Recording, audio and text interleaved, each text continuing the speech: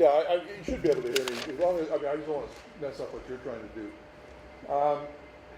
I'm a little disconcerted because normally I speak after Chris, and so Chris says things and then I get to correct them.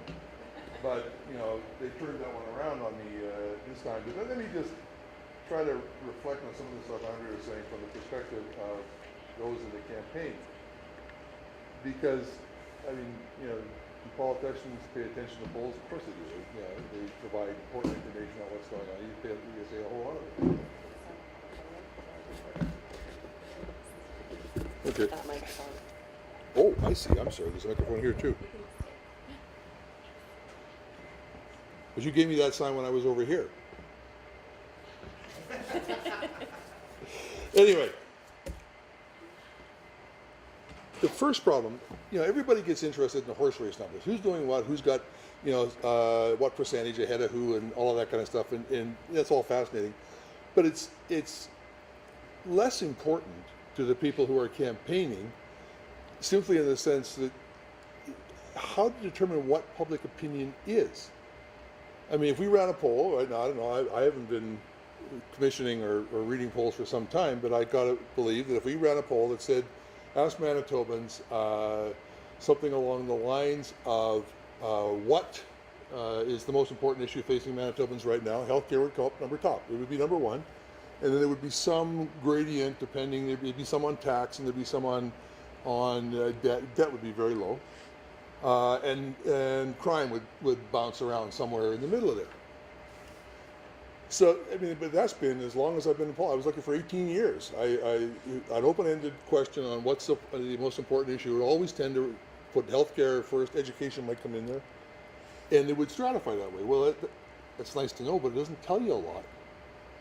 The other thing that we were always taught was not just what is the answer to the question, but what is the salience of that answer. Will people determine their vote based on that identification? It's not enough to know just what's on their mind. What's on their mind, depending on the question is asked, may be something that is very fleeting. It may be something that's happening, it's just a big disaster. In Manitoba here in 1988, we had the CF-18 issue. Well, all of a sudden, regional fairness dominated public opinion for a very short period of time. But as it settled back, so when you're in the position of the elected person, particularly when you're in the position of the government, Greg Salinger's position in this last few months, when you are the person in power, you are surrounded by people trying to tell you what public opinion is, which generally translates into what their opinion is. And you live in just a cyclone of special interest, including your own colleagues, who are, various ministers will be fighting for their ministries, or they'll be fighting for their regional interests. There's huge regional differences in this province. So you've got a group of ministers or a group of members from the Northwest, that you'll have a certain flavor of those issues versus urban, rural, north-south. There's all the major divides in here. So Salinger's problem, or Martin's problem when I was there, is out of all of that gives you a body of information. A lot of that is filtered up through the public service also, as well as the research you're doing. But when you're going out prior to a campaign to look at what is it that people are concerned about that you need to address during this next campaign, what you're really looking for is what Andrew is talking about. It's that scientific sample of what's real opinion versus what's just current top of the mind, or what is the opinion of those narrow interests that circulate around you. You have some interests of your own. You have some pressures of your own. You have some things that you've either come up during the legislative sessions you've been in. You've got initiatives that are coming up from the public service that are of interest that you'll want to test. And you'll do a lot of polling prior to a campaign. I'm sure Greg and his team have been in the field a lot in the months leading up to this election, testing ideas. They've come up with an idea, they've done some polling, they've got a concept, they've said, well, hey, teachers are really interested in this. Well, then they got to go out and test it. But they could test that with a broad audience, but they've also got to test it with the specific audience in order to determine whether or not it's going to have salience. That is, if we campaign on this, will people vote for us? Will it bring public interest on our side? And that dance goes on for almost as long as you've got money, leading up to a campaign. That's why you don't see campaign platforms too often well in advance of a campaign, or if you do, you see them very broadly and generally written. Anything that becomes more specific, they'll wait right up until the moment of execution before they start putting that stuff down. We would poll on a riding level, like as an individual candidate. We would always do some polling. First, we always want to know horse race numbers to get a sense of where we're at, and then we would look at what are the major issues in my riding. In my case, I represented Winnipeg South, the area around the university, so I would be looking at that set of issues. The national campaign would be looking at general opinion, and then looking at not just the regional divides, but the other big factor is what does your vote say? Because not everybody in my riding voted for me. In this riding, in 1993, we elected a man with 32% of the vote because of the splits that occurred on the right. In more normal, very few ridings win with a clear majority, except on the divides or on in some of the very deep core areas. So you're looking at your core vote. You've got this list of issues, but of those issues, which one in that menu is important to your core vote? But your core vote is likely to stick with you in most cases. So the next group you're looking at is, what are those swing voters? What is that percentage of people who move? And it's a relatively small percentage.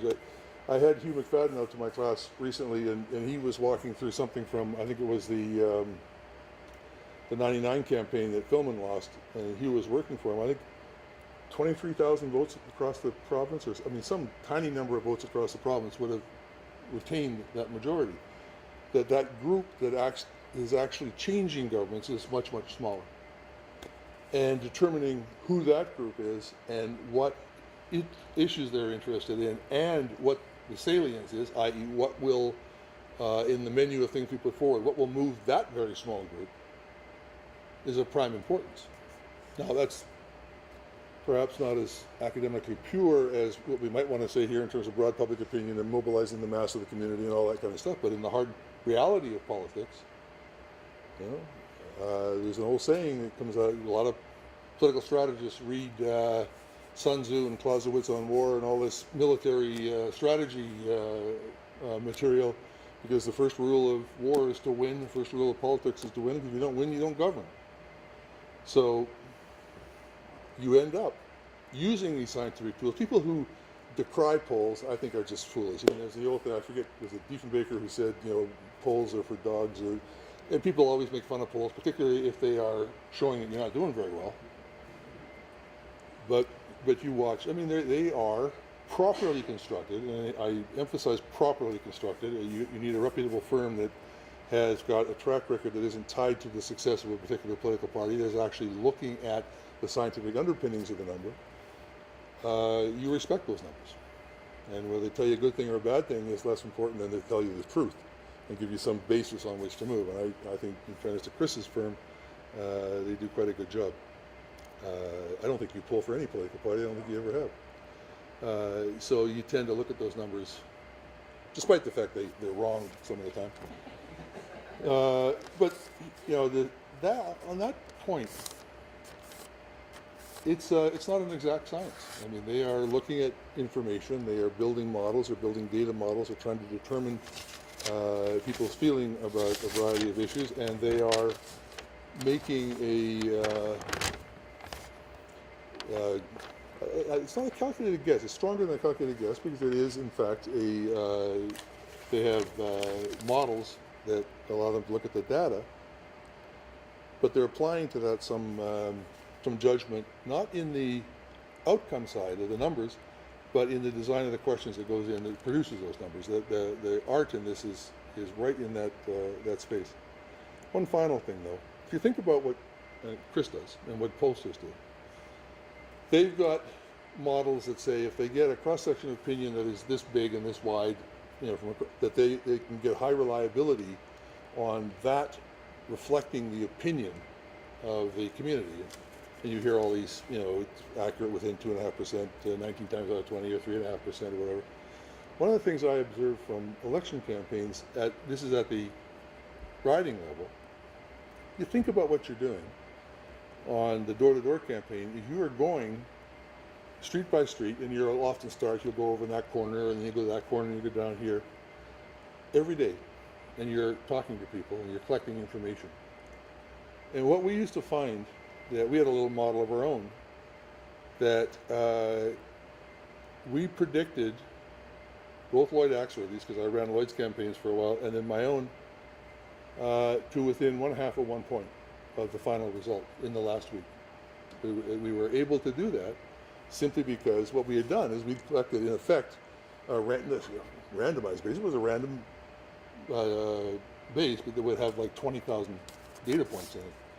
So getting the mix right, getting the model right, can produce you very important information. I think that in the last campaign, to talk about the federal stuff, the federal campaigns are also interesting because of the huge regional nature of the country. What's salient in BC is not salient in Quebec. And with the multi-party system, we talked about people running multiple campaigns across the country. If you look at the polling that was done, and there's lots of sites now that track that information, in the early part of the campaign, a number of the pollsters made some predictions about what was going to happen that were largely decried by others, that in the end turned out to be right. I think Angus was way off, or he came up with a prediction of a Harper majority, like right in the first week or the week before the campaign got started, and everybody just thought he was nuts, including, other pollsters, right? By the way, one final thing, and I'll sit down because I want to get into the debate with these guys, but Andrea talked about media. There are sites, there's a site in Ottawa called Bourque, BOURQUE.com or .ca, I'm not sure which. This is the quintessential kid in the basement. Right? He's a nice guy. He's more than a kid in the basement now, but he's just got a little site, doesn't do anything magical except that he gets up at some ungodly hour in the morning and he just accumulates political stories that are active in the first and national press and the international press right across the country. And so what happens in Ottawa, I'll bet you if you were to go into the offices of political assistants and politicians across Ottawa, you would find Bourque bookmarked in their machines, because they know if they can go to Bourque, they'll get the latest polling information, they'll get the latest stories, they'll get the latest things that are breaking. There's a similar site, although he's much expanded now, Matthew Drudge, who started out as a kid in the basement, was again one of these things, using the power of the internet, accumulating stories. But Matt had good connections to certain Hill staffers in Washington, and he broke a couple of stories and was quite involved in a couple of major scandals, in the sense that he was the reporter. This kid in the basement was the reporter breaking these stories.